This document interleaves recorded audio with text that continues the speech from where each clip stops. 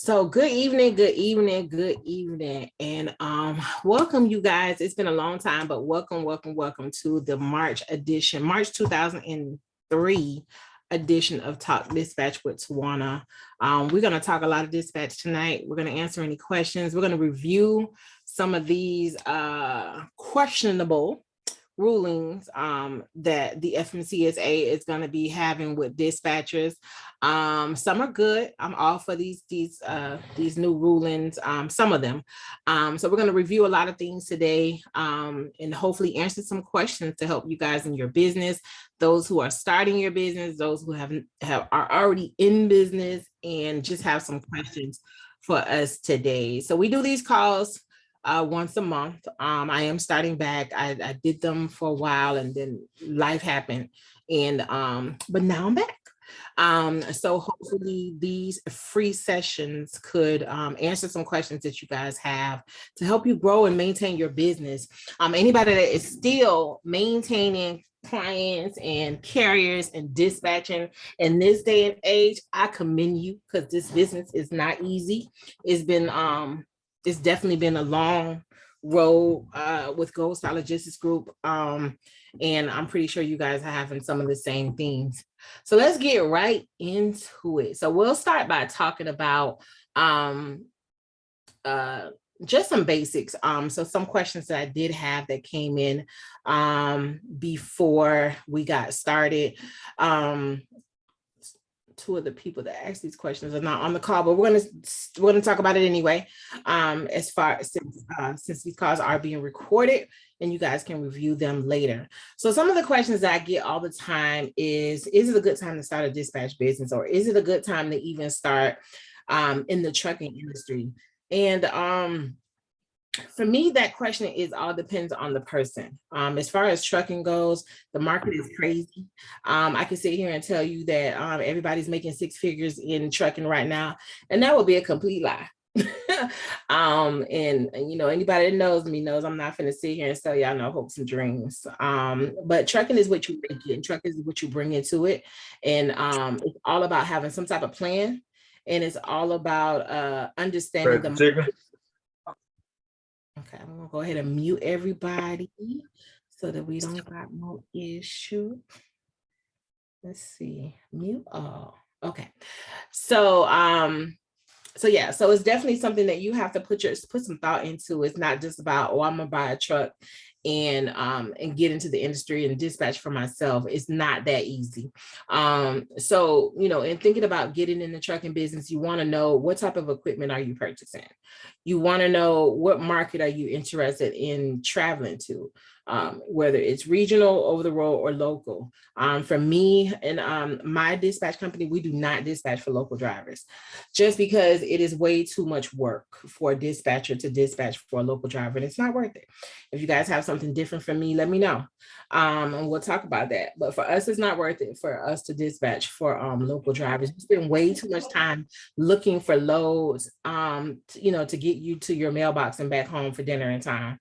And that's just kind of like a delivery, something that, you know, you find a contract that is going to allow you to be some type of a delivery driver. And every now and then you will look up on some things. But again, even if it's just a day run, it has to be worth you leaving your house, going to pick up your truck wherever your truck is parked, gassing it up, going to this load, picking up this load, delivering this load, all in a day's work. So what exactly are you getting paid for a day one that's going to make all of that worth it? So it's way more into it than to say, hey, I just want to be home every day. As far as getting into dispatching, I still recommend people to get into dispatching. I still say it's a great business. I still say it's all about how you work it. I still say it's all about what you put in and the commitment that you have to put into this industry. You know, I see some of my OGs on here that have been doing it and still maintaining, and probably, you know, having the same difficulties or had the same difficulties that I have had with you know, carriers going back and forth, carriers, trucks breaking down. All of this is a part of the business. So you can't, you know, we don't depend on a carrier per se to to be a lifelong partner. We love it if that happens. That's great, but it's not something that you want to depend on. A lot of that also plays a part in the type of dispatcher that you are. Are you just a dispatcher that is looking just to get your percentage, get him a load, and keep him moving? Or are you one that's going to take part in the growth of his business and helping him scale, which means you're finding him loads. You're also keeping him updated on his compliance.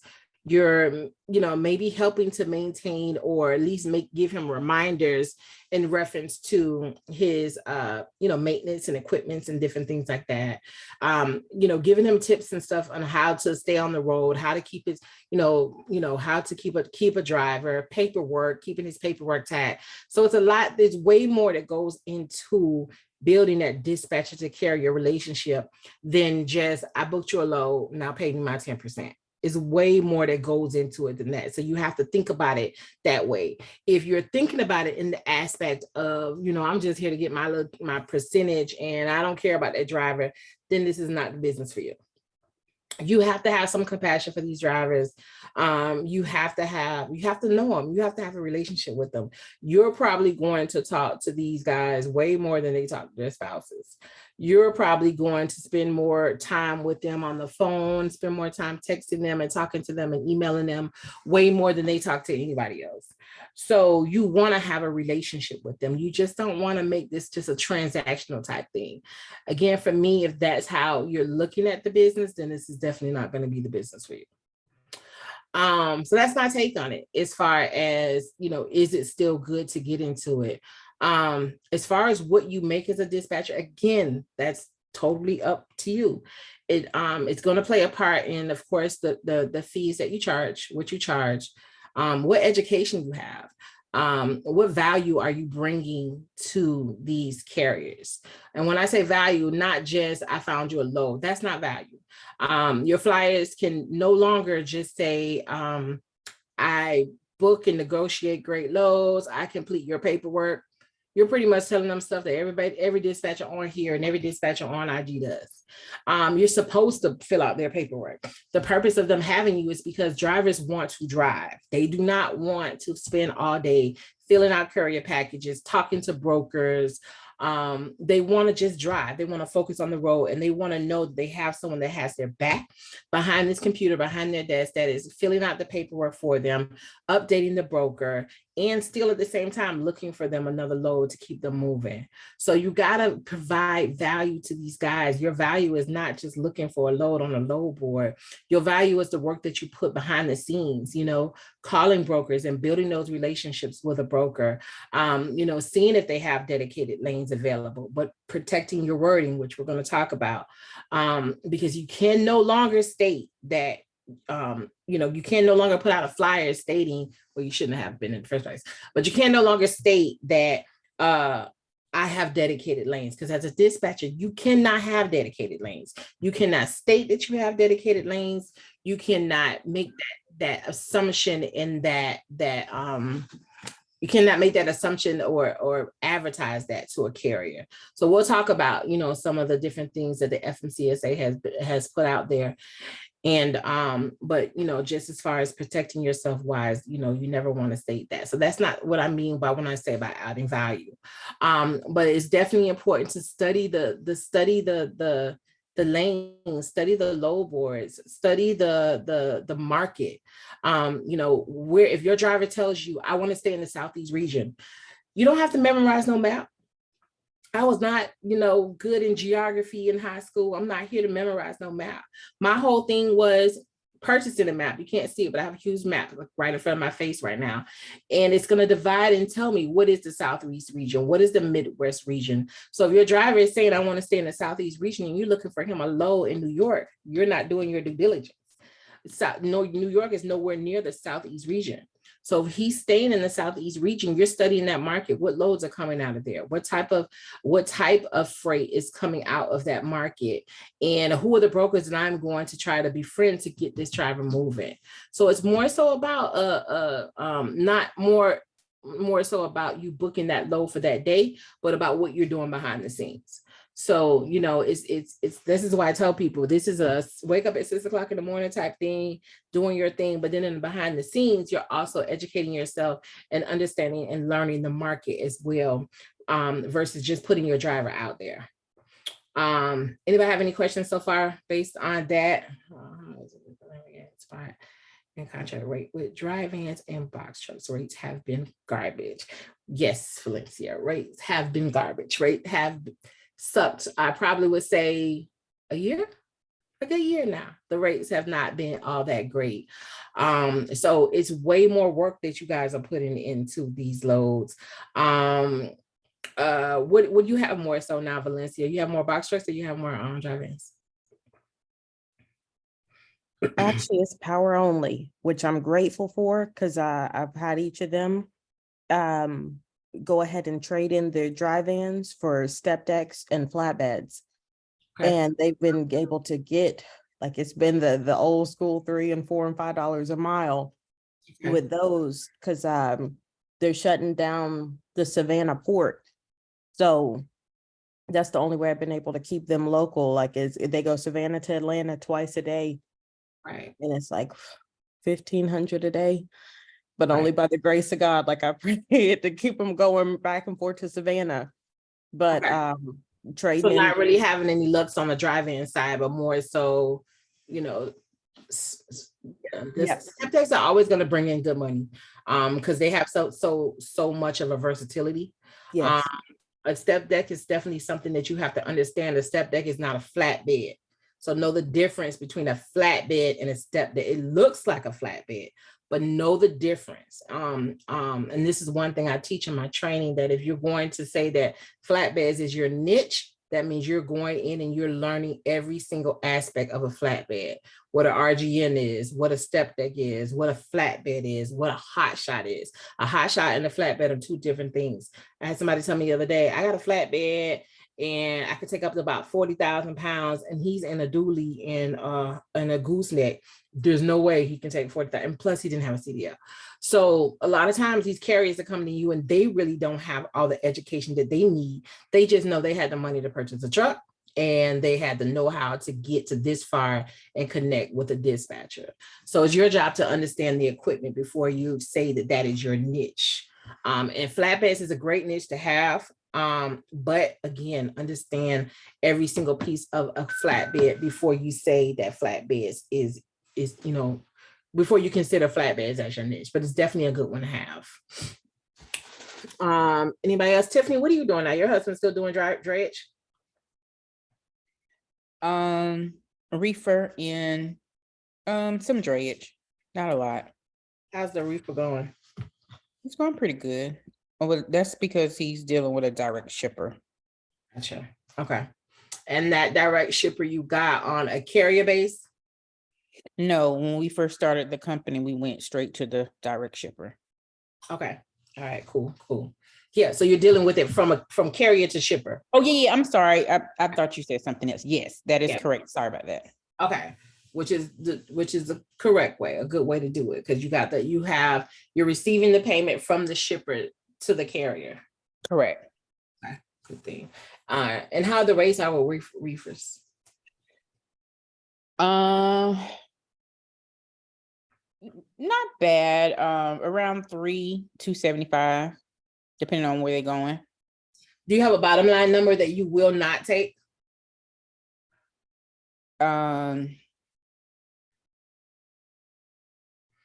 So you're talking to a broker, do you have a bottom line number? So we're going out there and we're talking to these brokers and we already know how they are.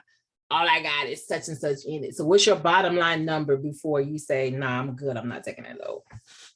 215. 215? Mm-hmm. Do you start out with your bottom line number? No. What do you start out with?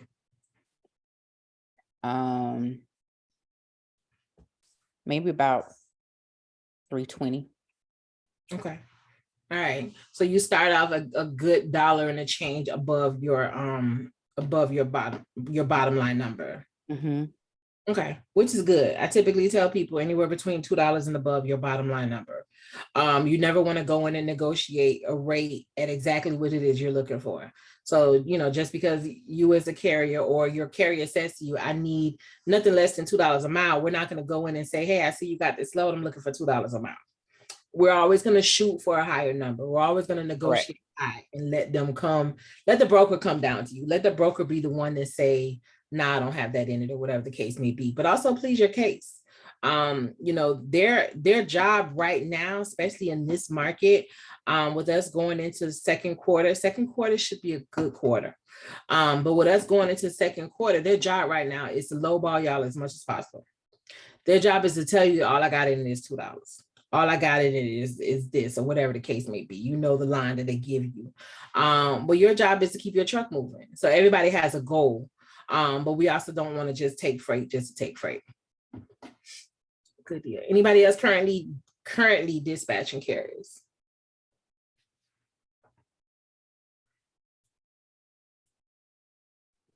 I No. am. I'm sorry about that. Yes, ma'am. All right, what are you dispatching? Welcome. Have you been on my calls before? No, ma'am. This is my first time. However, I've been following you for the last 2.5 years. So this is my first time hearing about the call. Yes. No, but I'm not. I'm actually you are a big influence. So yeah, I'm very impressed with how you conduct your business. But yeah, I was doing box trucks and I no longer do them because what I was finding is the rates weren't feasible for the guys to actually make a profit. And then I had an experience where I had one carrier who I was finding lows for him, and that's my fault, trying to multitask. And what he was doing was going behind my back and negotiating his own rates. So I would find the load and he would go behind my back and go ahead and negotiate his own rates. Don't you hate that? Oh. Yeah, I do. I definitely do. And I was all for them winning. I wanted to see them be successful. And the crazy part about it is my husband was talking about it, and that's just me. I'm a giver at heart. So I was like, well, you know what? I'm not going to charge him because I call it thugs, but they really hung out with me for a while until I found some loads for them. So I was trying to work with them because they had been patient with me. But when he did that, that was kind of distasteful.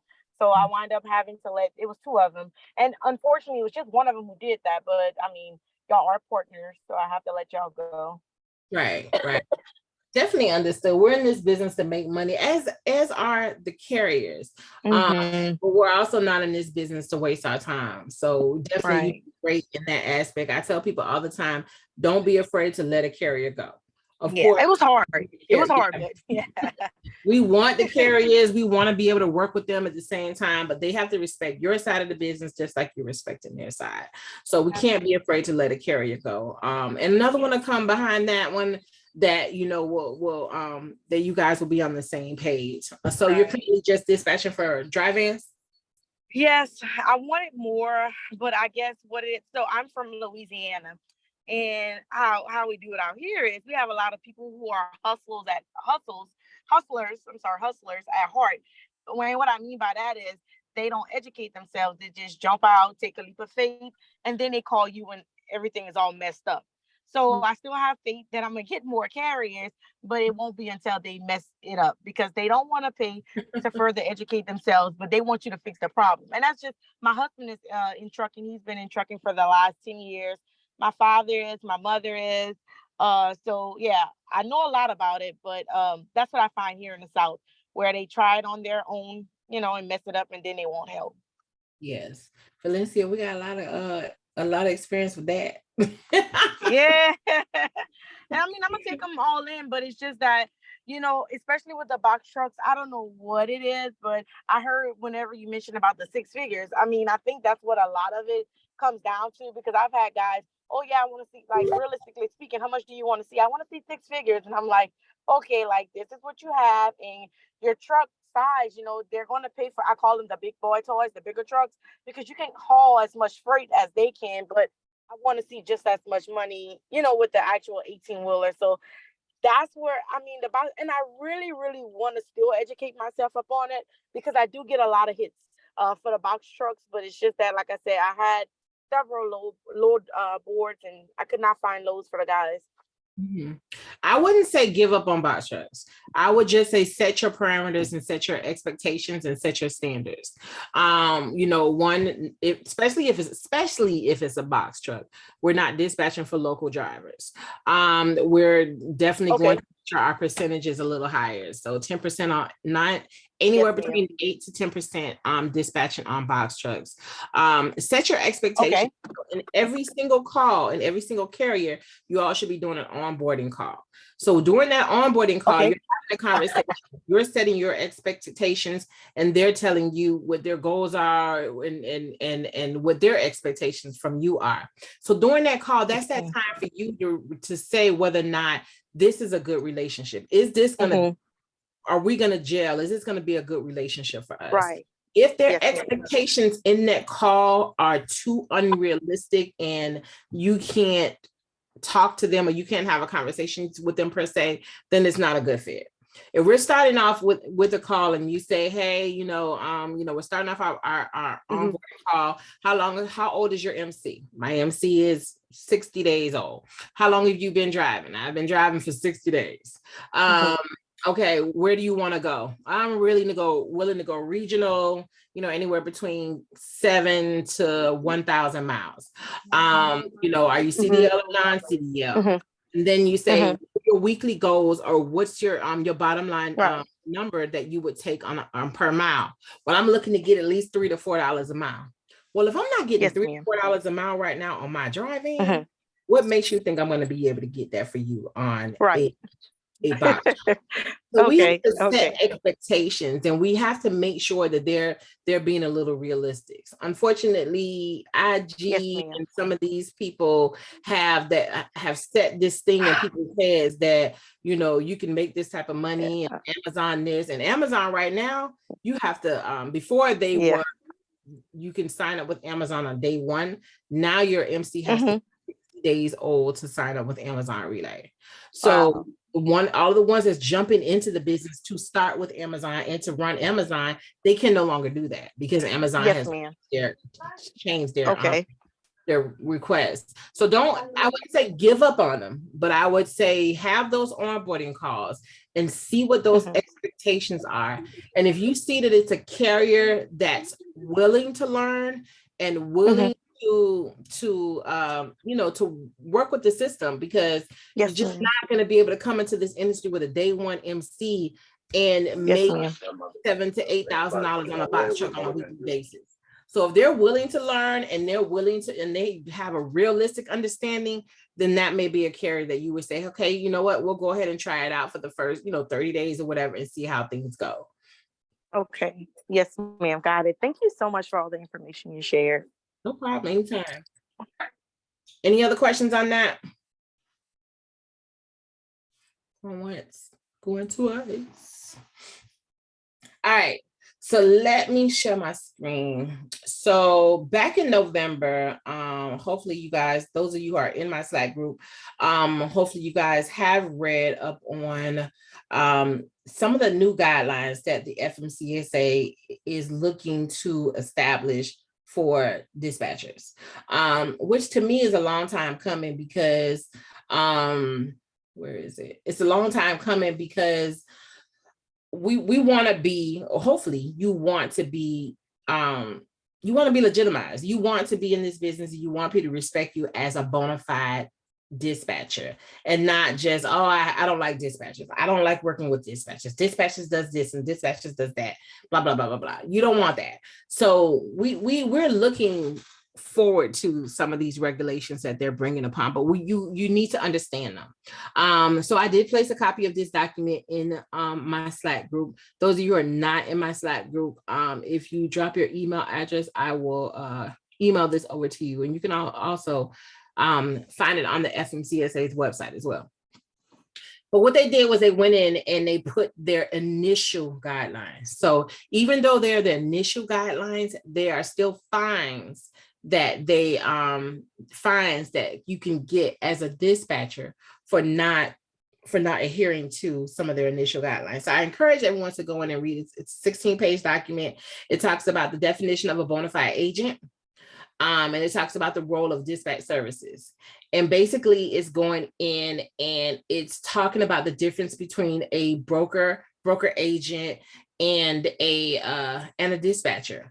It's basically going in giving you those, I think it's 9 guidelines, dispatch services that would not require broker authority. And then they give you these 9 guidelines here. And then they go into the dispatch services that require broker authority. And then they give you 6 different guidelines. So these 9 plus 6 guidelines, what they have right now up until, from what we heard yesterday, and this is why I say education, you guys got to know this stuff. You can't just be out there dispatching loads and that's the only thing that you're worried about. You got to know the education. So from what came out yesterday, they will have their final ruling and their final guidelines out by June of 2023, which means by June, we should know exactly what the regulations are. We should know exactly. Starts in 30 minutes. I'm sorry, Alexa talking. We should know exactly what the regulations are, and they will be out. Weekly accountability meeting starts in 30 minutes. Thank you. Appreciate you. You done? Okay, back. We should know exactly what the guidelines are by June of 2023. The main thing that they talked about yesterday in yesterday's meeting was we've all talked about how that we want transparency when it comes to brokers, letting us know exactly what the shipper is paying them for loads. Right now, denied. They're still working on it, but as of right now, they ain't going for it. They don't really think their brokers should tell to be that transparent when it comes to their loads that they get from brokers. The second part of it was the petition with the TIA that requested that the FMCSA develop guidelines on what is legally constituted as a dispatch service. So by June of 2023, we should have those guidelines and we should have those rules, and whether or not how far they're going to go with it, whether or not they're going to go as far as giving us our own authorities, whether or not it goes as far as some type of insurance or some type of course. Those of you who know, I just started the first, well, I didn't start, but I just got hired with Clayton State University. I'm actually teaching the very first freight dispatch class that is college credited. Taking my class with Clayton State University, you will receive 2 college credits.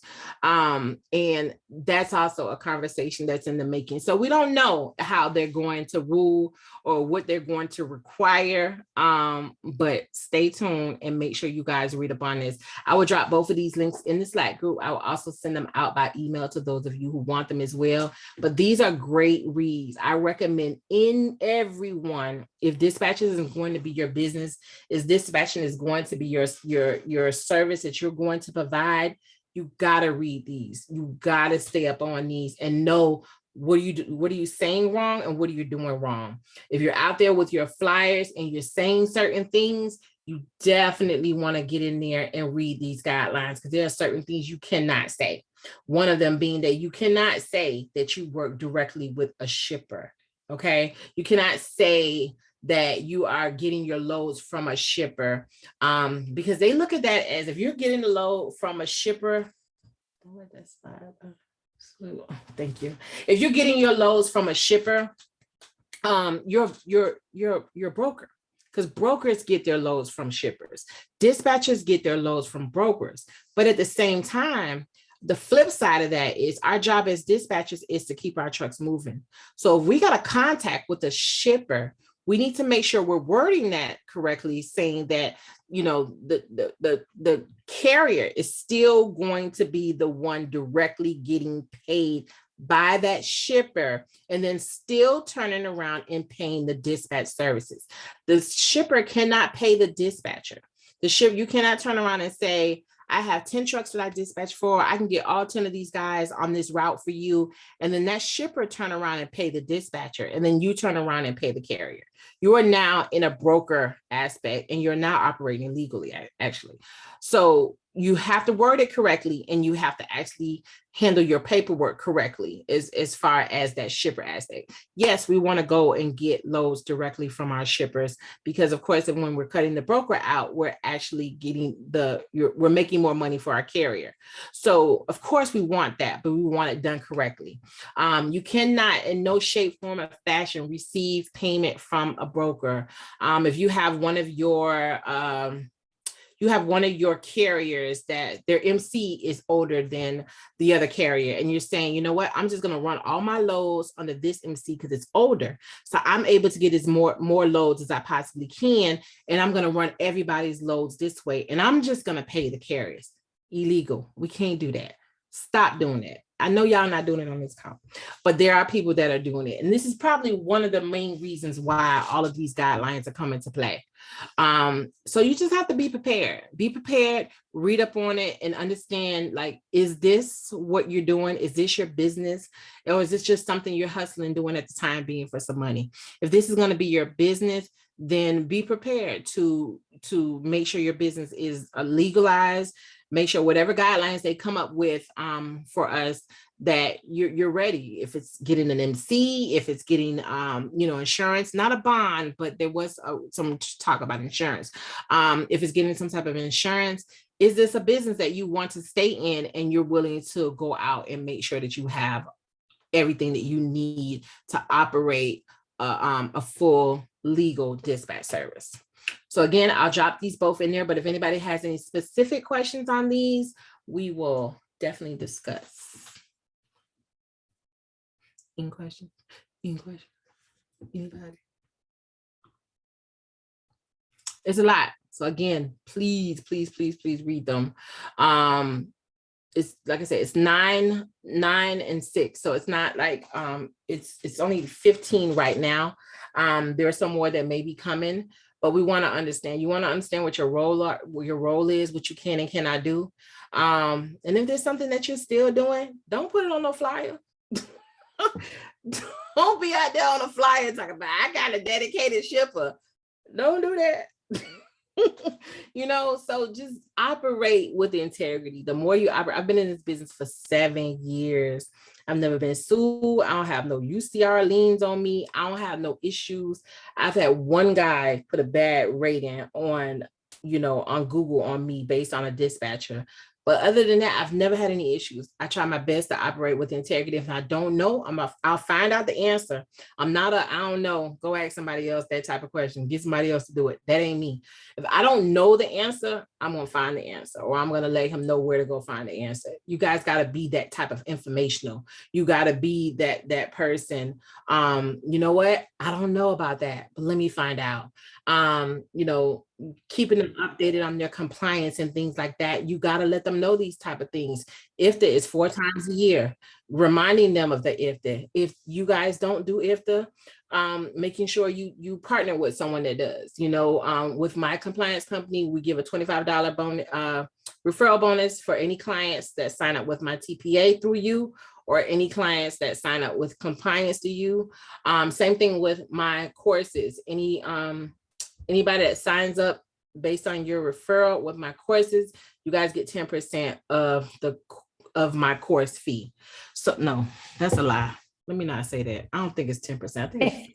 I think it's there y'all have the course. It's something, but if it's something that you do not know, ask somebody that knows. We do compliance. So if you got questions on IFTA, if you got questions on IRP 2290, I had one young lady tell her driver the other day, you don't need a 2290. You don't have to have an IFTA if you don't want to. It's like, girl, what rules you going by? Like, they need an IFTA if they're going over the road. If your driver does not have IFTA stickers and they're going over the road, they will get pulled over. And their first fine for not having IFTA is $550. The second fine is about 12. At your front yard. Not Alexa, always talk. The second fine is like 12 and some change. So IFTA, yeah. So don't answer questions if you don't know. I would like the information to be sent to me if possible. Absolutely. Are you in my Slack group, or do I need to send it to your email? I don't like mispronouncing people's name because people call me Miss Tawana all the time. So the one who wrote that, come off mic and say your name, so I know how to pronounce it.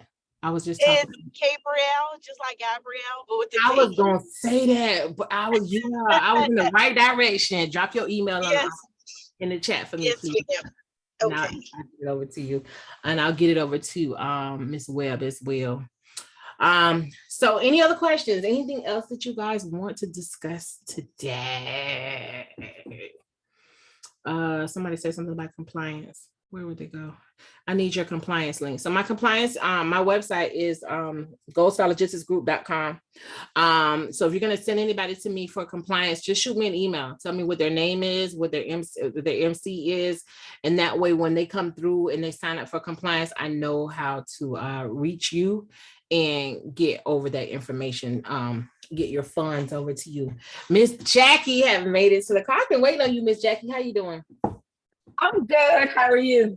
How you doing, Miss Jackie? I don't owe you no more referrals, right? No, ma'am.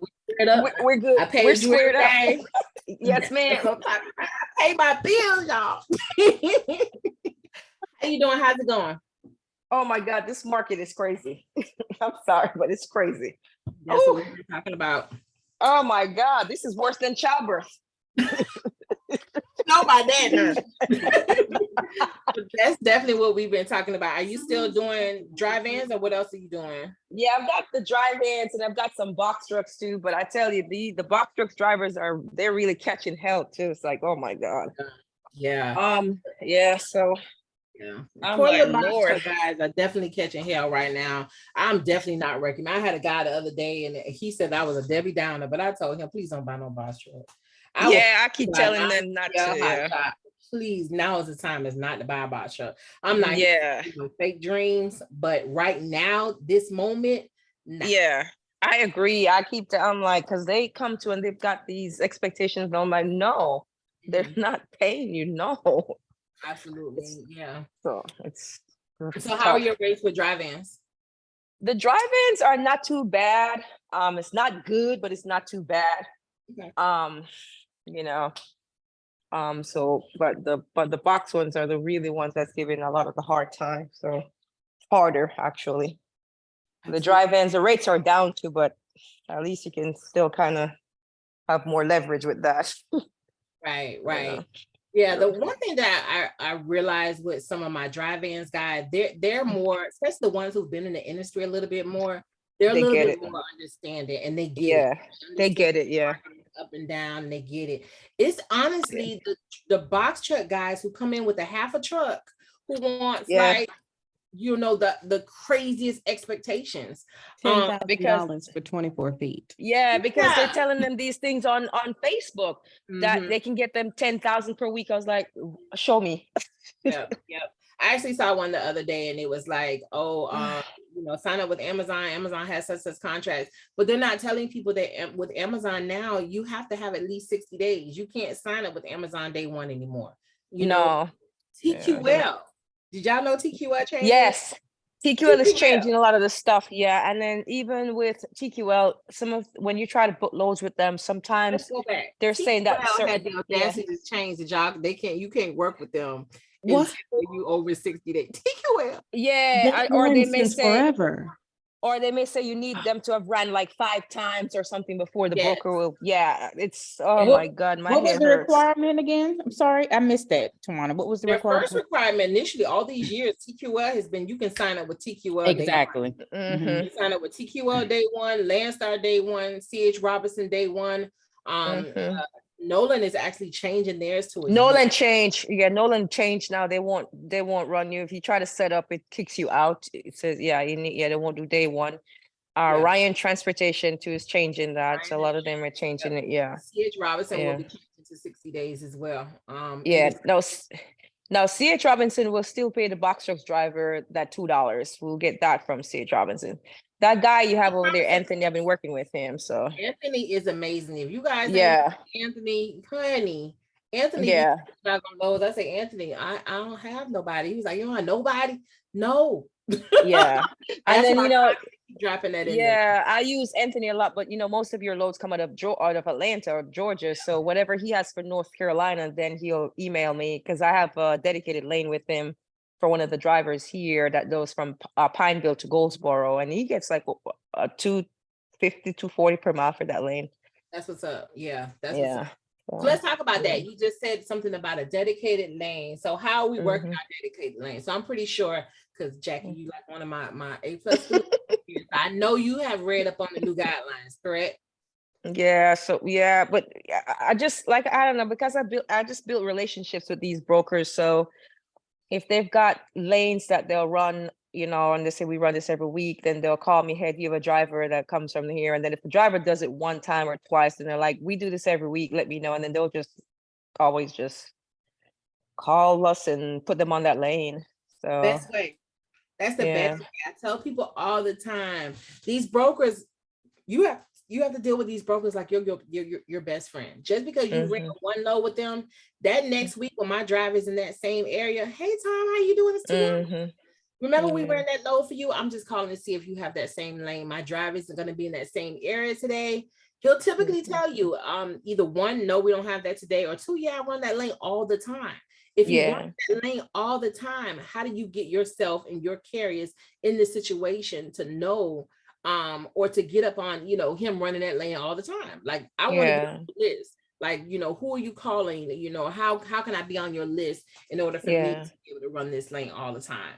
So it's not always, it does not always have to be the load board. The load board is literally when people put a load, when brokers are putting loads on the load board, they're literally just putting it out there just to see, because they have not been able to get in contact with maybe their carrier that, you know, they deal with all the time, or some of the carriers that they deal with. So they're throwing the stuff on the load board, and they're going to throw it on the load board way cheaper.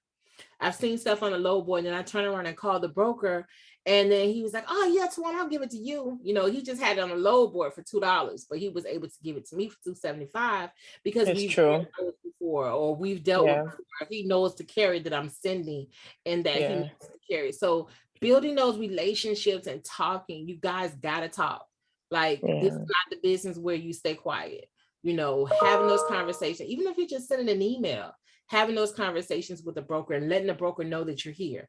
You know, hey, I'm here, my carrier, these are the carriers that I have. Until they tell me to stop emailing, I'm going to email. Hey, just so you know, I got such and such carrier that's in Atlanta. I got this carrier with this type of truck in Chicago. I got this carrier with this type of, so I'm letting him know what I have available. What do you have available? How can I help you move some of your freight today? So you gotta be able to have conversations with these guys. Just sitting there and waiting or looking on the load board and keep refreshing the load board. Look, I don't care how many times you refresh that load board, ain't nothing good gonna pop up. Oh yeah, absolutely. Yeah. Like, You ain't never lie. you be like refresh, and you be sitting there thinking like, Looking for something new. Yeah. No, it's not gonna change. Oh, it is crazy. Yeah. Not gonna change. You're gonna see Yeah, this. Sometimes you either see the same broker posting the same load, or you'll start to see different brokers, 4 or 5 brokers posting the same load. Yeah. Yeah. Because they're doing Anytime you these see bid that, loads. exactly. Yeah, I Anytime hate when they do you're that. looking at a load and you're like, this load looks, it almost looks the same. You know, almost. It's the It's same. the bid load. Yeah. Same load, and it's in a bidding war. So when you call one of the brokers, he's gonna say, well, we're just taking bids right now, because it's just trying to see which one of these brokers gonna come back with the best freight, with the best load. Yeah. It's that low for them. So pretty much, then you'll have a broker calling back. Well, I just got $1.25 for you. Can you do better than $1.25? Yeah, do better by hanging up this phone. So, you know, don't let the low boy be your last result. You gotta build. You gotta talk to people. You have to. Anybody have any other questions? What else? Tawana, you spoke about TQL and Amazon. How are you doing with them? And I'm asking because I'm not a fan of Amazon, and I stopped working with TQL. Once my agreement was up, I sent them an email to terminate it. I'm not a fan of Amazon because you can never speak to someone. You always got to do a case, or not even send an email. You always have to send some type of case some type of ticket. Then it took me almost a month to get my driver paid. So I am not a fan of Amazon. So I just kind of stopped dealing with them, because if I can't speak to you over the phone, I don't need to be doing business with you. Right. But when they need help, you don't have no problems with them reaching out to you. Oh, you can find it so fast. None. In your living room when you come downstairs. Yeah. And then TQL, I stopped doing business with them because they love to put a claim on you. And if you don't have your stuff together, you'll end up paying for those claims. But luckily, I always have my drivers to take pictures, before, and that's kind of what saved me and got me out of all of those claims. And even they'll come back 5 and 6 months later and be like, hey, we have open claim. And I'm like, we dissolved this like 3 months ago. And you coming back again about that. You know what I'm saying? So to me, it just wasn't worth it. It was a headache, trying to get those pictures to them and just keep repeating the same thing over and over again. So I just stopped working with TQL. So that's why I was asking, were you having problems with TQL as it relates to the claims? And did you have any problems with Amazon as it relates to either getting payment or just really getting in touch with anyone? Okay, so we'll address both of those. So the first one we'll talk about is Amazon. So yeah, Amazon has changed. As you can see here, you got to be, I thought it was 60 days, sure. You've got to be active a minimum of 180 days in order for you to now run with Amazon. So it's no more your MC got active yesterday, you running with Amazon tomorrow. That's not happening. The thing with Amazon is being active. Okay, Amazon does have ways for you to actually talk to a person. When I dealt with Amazon, I dealt with a guy named Craig Oliver, and Craig Oliver was Terry's rep. So anytime I had any issues with Craig was sending me, and I'm one of those type of persons, like, if you're gonna send me an email and you're gonna copy a whole bunch of other people on your email, I'm finna write down them other people's email addresses, because if you don't, I'm gonna start emailing some of these other people. I don't give a darn what department they in. Right. So there's ways of getting in contact with them, but you have to be active. Amazon is one of those companies that, like those people that come into their free Tuesday trainings or their free Thursday trainings. That's where you're going to get a lot of your questions answered, because they're live trainings. They're real Amazon people that are doing the trainings, real Amazon reps that are doing the training, and they're going to answer your question, and they're going to get you more resolution in those training calls. But I do get what you're saying. Amazon is one of those things. I used to use Amazon as a filler. So, and I say that to say this. So if my driver is in an area and I just cannot find my driver no load, like he's been sitting in this area, I can't find him no load. Let's go ahead and book a little Amazon loads. It is a filler to keep you moving. You're not just sitting there, and maybe to get you from point A to point B. There are some people that use Amazon as their business. Like, that's literally the only thing they do is run Amazon. If that works for them, that works for them. I don't suggest it at all, but it's working for some people, but me personally, a filler is basically all I really use Amazon for, unless you're one of those people. I also tell people, those people that come to me and say, I just want to stay local. I need to be home every night because I got to change my son's diaper at 6 p.m. and I need to be home. And my wife said I can't be on the road. Those type of people, Amazon is your friend, or Wayfair, or get it on with Ryder, or those different type of companies for local drivers. But again, for me, in my experience, Amazon is not one of those things you want to use as your money maker. Yeah, absolutely. As far as TQL and any other broker, I tell people all the time, it may be a hassle to take a picture of every single load. It may even be a hassle to send out 1,000 emails to get clarification, but it will save. Oh, yes. It will save your ass. Even in aspects where a broker told me, I told you that it was such and such and such. And I went back to an email and said, you clearly stated, A, B, and C. And they even tried to say that they didn't write that, or they don't know how that got there. You sent it. So emails and pictures, every single load. Mhm. It ain't gonna kill you. Yeah, Every it's single load, not. once it's loaded, take a picture, Yep. how they loaded it, take a picture. They may load Mm. it wrong, but they're coming at you saying, when it got to the shipper, it was messed up because of the way you were driving. Mm. Or, whatever the case may be, they come up with all these different things, and Right. you got to be able to cover yourself. So taking a Mhm. picture of that load, making sure you get signatures and names. Sometimes you're Yes. getting signatures, but you're not getting them printed on the BOLs. You see this, and you're like, who signed that? Excuse me, sir, what's your name? Because it don't say, your signature does not really tell me what your name. What's your name? Oh, okay, Tom Brady, da da da da. So you're getting all the information you need. You have to think about, this is your business, and at any point in time, the littlest thing can put you out of business. The Exactly. one claim can put you out of business, and Mhm. it may not even be your fault, but they're gonna find a way to put it on your insurance or whatever the case may Whoever be. gonna pay for it, whoever gonna carrier pay is gonna pay for it. You Yeah. gotta take pictures, every single load, not just the ones, because there's some brokers that say, send me pictures. Not just Mhm. those, every single Right. send Yep. a picture, make it a part of your email, and make it a part of when you're sending in your courier package. Because if anything comes back, I still got these pictures, and it's all connected in that one load. So if I have any questions on this one load, and I go pull that load up, I see the rate confirmation, I see the BOL, I see any comments, and I see my pictures. You see Even your if it's pictures. 2 years from now, because as And- carriers with MC numbers, you got to keep your stuff for 7 years.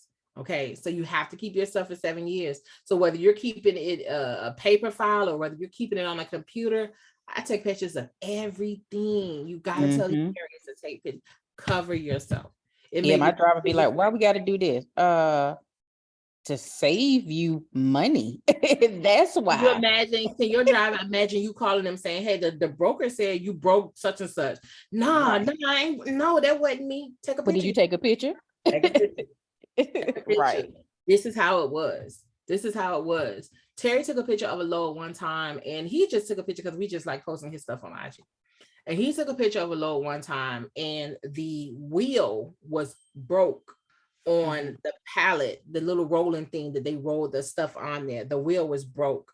So he told the guy that the wheel was broke, and he was like, "Oh, long as the pallet is fine with it." But he's thinking to himself, when he started driving, if the wheel is broke, this pallet is going to shift. So he took a picture. When he got to the receiver, the first thing they said was, "We're not taking it." What you mean you ain't taking it? We clearly told the guy over here that the wheel was broken. They told us to go ahead. No, the wheel broke in transit. Nah, sir. Here go the picture. And also, not only the picture, because at first they were saying that we don't know when you took that picture. No problem, because when we picked up the load, we send the pictures to the broker. Exactly. So now we stamped in the email. So when they saw that, then they were like, okay, so this had to happen at the shipper. You didn't say. You know what I'm saying? So those pictures can save you. It will. We saying to ourselves, you got two choices. You're gonna take this off this truck, or I'm gonna take it back and y'all gonna pay me for taking it back. And they end up doing that. They end up paying him for taking it back.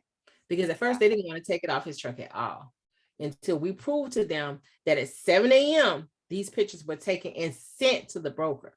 So the broker can see. When they enlarged it, they saw that wheel was broken. Yeah. So those pictures can save you, can save your driver, because your driver gonna sit there and he's saying everything in his power to convince you it wasn't me. That's how it was, and it sound good. You probably believe him, but they don't want to hear that. They want to see. Yeah, especially if you don't have any proof. You know, so those pictures can save your life. Yes, and even moving forward with TQL, again, TQL is like a filler. I just need some gas money, and TQL is willing to give me $1 to go 9,000 miles. So, hey, I'm moving. right. TQL is not. I'm not a fan of TQL at all. Yeah, I'm not. It's so sad. I'm just like, let me terminate it. Like it's right. It's not even that serious. There's too many other brokers out here. You can go to direct shippers to be back and forth with TQL on some claims. And after I got out of all those claims, that was it for me. That was it. Yeah. Yeah, that was it for me. Not gonna be trying to trip me up. Is the dispatch course at Clayton State different than the regular virtual course taught by Ghostwriter? If so, which would you recommend for someone new to this? It's the same exact course. It's just a matter of how you want to take it. So I know this month we are in person at Clayton State every Saturday. It's a weekend course. Next month we will be on a Zoom at Clayton State teaching the course. So the call will be done on Zoom. But it's my same course that you're gonna get if you purchase my self-paced course. That's actually what I teach, how I teach what I teach out of in the course with Clayton State. So it's the same exact course. The only difference is if you take it regular, of course, you're just gonna get a certificate with my name on it, which is still good because I'm going to Logistics Group. But with Clayton State, you will get a certificate and you'll get the 2 college credits. That's the only difference. Does that answer your question, Sean? Did I say that right? Please tell me I said that right. Ms. Cunningham, did I answer your question? Yes. Okay, perfect. Any other questions? Any other questions? So I got some leftover collard greens. I need to go heat up my dinner last night. Not collard greens. Anybody else? Who we got? Ro Wilder was just in my office the other day. How's it going? It's going. We got another meeting next Sunday. So I've already divvied out the roles and responsibilities. That's why I asked about the compliance because I gotta get that set away. And yeah, everything good. I'm encouraged. I appreciate you. That's what's up. That's what I like to hear. I'll be looking for an update. All right. Anybody else? Mr. Rome. Is that, well, I'm saying Mr. like I know it's a Mr. Rome. Is Rome a Mr. or a Mrs.? Or maybe I should just stop talking and wait for Rome to say something. You're probably like, I ain't gonna say nay. Hi Tawana, will you host us again? Yes, I'm gonna get back on track. So I will post my link for April. So yeah, I'll be doing them just like I did last year, well, for the past 2 years, every single month, once a month. I'm gonna try to have topics. I'm getting my guests together. I am trying to get as much information as I possibly can on this Savannah port issue. I have one lady who was willing to speak, but then when she found that it was recorded, she was like, oh no, I can't do that. So I'm trying to get as much information as I can on that Savannah port issue. That is definitely going to be that's gonna be a doozy. I'm trying to figure out how you shut down a port, but I will get as much information as from that I possibly can, and I'll drop it in the chat. What's the minimum insurance requirement to keep scrolling too fast? What's the minimum insurance requirement to keep an authority active? $750. You're right, Tamara. Is that my Tamara? Wait, is that my Tamara? That's like Tamara. Did I haven't talked to her? I don't know how long. Yes, that's me. Hi, Tawana. How are you? I'm hanging in there. Yay. So yes, it is $750. In order to keep your authority active, it's $750 to keep it active. As far as running those, that's a whole different ball game. But the most of the minimum requirements for insurance for running your loads is going to be $1 million, unless you're doing something locally. There are some local carriers that aren't looking for that much. Join the Zoom late. Will this be? Oh, and they're looking for 2 million in the aggregate now. They bumped this thing up. I know, and you see that's one of the regulations that's up for discussion in the Yes, session. it's bumped up 2 million in the aggregate. Yes, they bumped They're it up. thinking about bumping it up to 2 million liability as well. Yeah, so right now under that commercial general liability, they want that 1 million, but 2 million in the aggregate. And yeah, so they're starting to bump it up. It's like, oh my goodness. Yeah. It's- So they're definitely not making this for small carriers. Because the rate of insurance about to be is this is not they're definitely trying not to make this for small. And yes, this will be recorded. I should have the recording up on YouTube by tomorrow. And then when I go to Red Wednesday, I'll get some information from the website. I appreciate that. I appreciate that. Yeah, but I know that there's this big thing that's happening with Savannah Port. Savannah Port is overcrowded. I always recommend you guys, for one, a TWIC card is $100. It's good for 5 years. Get one. Go to your local port, whatever it is, whether it's Savannah, Charleston, Louisiana, whatever. Go there and do a tour. Don't send your drivers out to the port and you don't understand the port and what the process is. It's way more than, oh, I'm going on the port. You get to the security gate. Hey, I'm here to pick up a container. It's way more than that. You know, so you have the proper paperwork to be on the port? You know what container number with his engine and with his engine. What? Yeah. And look at these. You know, so we want to make sure we have all the proper information to educate yourself. I do have a documentation on drayage. If anybody's interested in it, I'll share that. Those of you who are in my Slack group, it's already in the Slack group. You're more than welcome to view it, print it. But going on a port is not the same as, you know, pulling up the Target and loading and unloading. It's way different. So understand that before you send your drivers on the port to pick up and deliver containers. Containers is a great niche to have. If you're willing to learn containers, it's a great niche to have because there's not a lot of people that's doing drayage. But don't think you're just gonna come in and be like, oh, I know containers. It's been 5 minutes. I'm a container expert.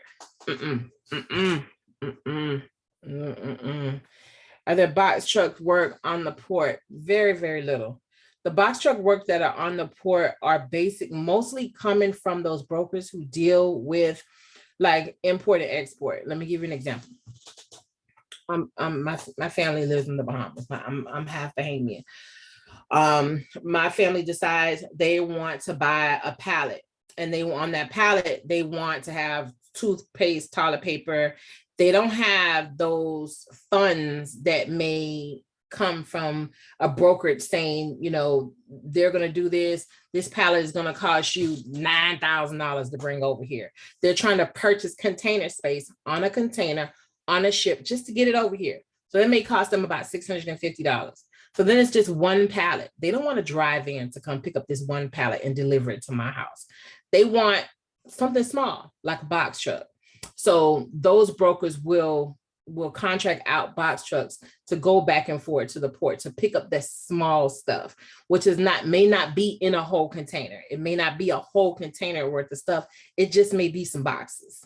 That's pretty much the extent of box truck work on the port. Now, there are some businesses that are on the port as well that may do a little bit of box truck work, but you're not gonna trying to do box truck work on the port is definitely not something that's all you're going to be able to do. It's just going to be like a hit and miss here and there. As far as that, I hope that answers your question. Is that my link? Yeah. Yes. I had to test it out. Yes, that's my link that you just posted, Sinclair. Sincere. See, that's why I don't say people's name. I just be like, hey. So sorry if I said your name wrong. Any other questions? Since where you located? I'm assuming you have a box truck.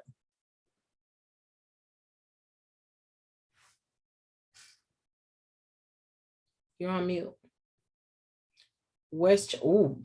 New York. Okay, never mind what I was gonna say. Well, I don't know. Check it out. Depending on the type of work that you're willing to do, if you're willing to do touch freight, definitely check out Wayfair. Ryder, let me drop this connect for you. Ryder also has, let me find his information. Ryder also has a contract where they do box truck work, but a lot of it is also touch freight. Let me share my screen. I will drop this information. You guys are more. Oh, I am sharing my screen. Can y'all see my screen? Y'all saw that? Y'all see this? Yes, ma'am. Okay, there you go. If he's Connecticut, I know TQL has a lane out in New Hampshire and they don't post it, but if you call into the line, they'll tell you, they'll be like, look, go up, if you can get to New Hampshire, we'll pay for your deadhead for box trucks to get up there. Yeah, you have it. Valencia. Overwatch Dispatch. She can lead for you. I'm not sure where exactly this guy runs out of or what what work he does out of. But he's Atlanta. Now he may have another rep that does box truck work that's outside of Atlanta. I'll drop the information in the group. You guys are more than welcome to give him a call and see what lanes he has available. But all he does is box trucking. And I want to say, don't quote me, but I want to say this is all touch freight. This is all you going in and they're paying you per stop, they're paying you per day or whatever the case may be. But yeah, check him out, see if that's something that will be beneficial to you, and see if he has any lanes in your area. Sincere. I have one more, and when I find it, I'll drop it in the group as well. Let me see. When I find it, I'll send it over. But definitely check that one out. Because I know for a fact that that's all they do. It's called Rider Last Mile. And if you happen to look up, just Google last mile companies. And everybody knows what last mile is, right? Last mile is kind of basically those deliveries, like last mile could be last mile with Home Depot, last mile with Lowe's. You're basically delivering stuff for Lowe's, or you're basically delivering stuff for for Home Depot, whatever the case may be. So if you look up last mile or final mile companies, you'll come up with a few other logistics companies that do local deliveries and deal with stuff like that. There is another one. Most of the ones I do know are out of Georgia. I think this was his, called Last Hero. I think this was the guy that had loads. His loads was no, that's not him either. I'll find it and I'll drop it in the group. But yeah, Google last mile or final mile company deliveries. And those are the companies that are basically going to give you a lot of stuff as far as like local runs. Okay. Anybody else? Any other questions? That's it. That's it. You don't want to talk to me no more. Well, you're welcome. Everybody's traumatized is all. We all just traumatized by the markets, by the And it's rates. Monday too, so I'm pretty sure it was a lot of traumatizing going on the Monday. Yes, ma'am. But hold tight, guys. Like I always say, if this is not your hustle and this is actually your business, I left a 6-figure business, corporate America job, to be into this business like full time. I was working at Emory University before I left my job. And once I left my job with my good benefits, this had to work. Like there was no like second chances. This I'll talk about that in a minute. There was no second chances or do-overs or plan B or none of that. So like this had to work. So if that's your goal, like for this to work for you, then you just gotta stay with it. You gotta stay. It's not always gonna be, $3,000 weeks. Some weeks you just gonna make $200. Some weeks your carrier ain't gonna really bring in any money at all. Sometimes you're only gonna have that one carrier. So you got to stay with it if it's something that you want to do. You know what I'm saying? So just stick with it. Second quarter is rolling around. April 1st is around the corner. IFTA is due. So if you guys have any of your clients that need IFTA done, let me know. I got you, Ms. Webb. If you have any clients that need IFTA, let me know. But yeah, just stay with it. Stay educated, whether it's listening to my calls, whether it's getting on, anybody's calls, just stay with it. Make sure you do your due diligence on the people that you're taking your trainings from. Make sure you know that, are they actually dispatchers? Have they actually ever dispatched? And do they understand this industry? Before you give your money up to someone, as far as a training wise.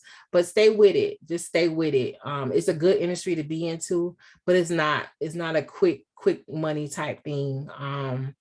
But if you do it right and you have longevity and you get people to help you in the industry, you will be fine. You're gonna stop adding all these letters to my name. The real estate agent, that Tawana, We have the same name.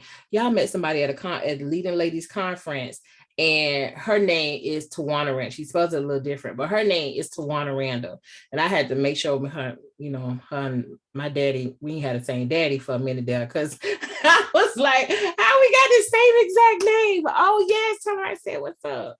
This is the hardest thing I ever done. It sure is, Tamara, but you know what? Me and you done cried on the phone together, and you still here, boo. So keep it up. Just stay with it. Just stay with it. Who else said something? I'm not sure about another Leading Ladies Conference. So I'm gonna say about that. What other questions I had? I'll get you that information, Miss Webb, on the drayage. And she says, let us know when you're having an event. I sure will. I sure will. I'll let you guys know, what I got going on. But that's it, guys. I appreciate you guys for being here. I hope I said something that was helpful. I will post and email you guys the date for April. If you have any questions in the meantime, in between time, I'm real friendly. Just shoot me an email. Let me know how I can help.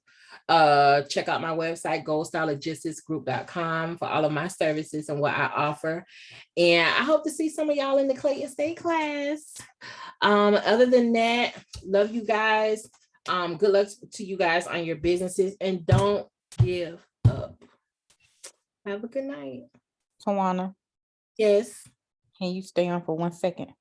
absolutely. Let me turn off the recording.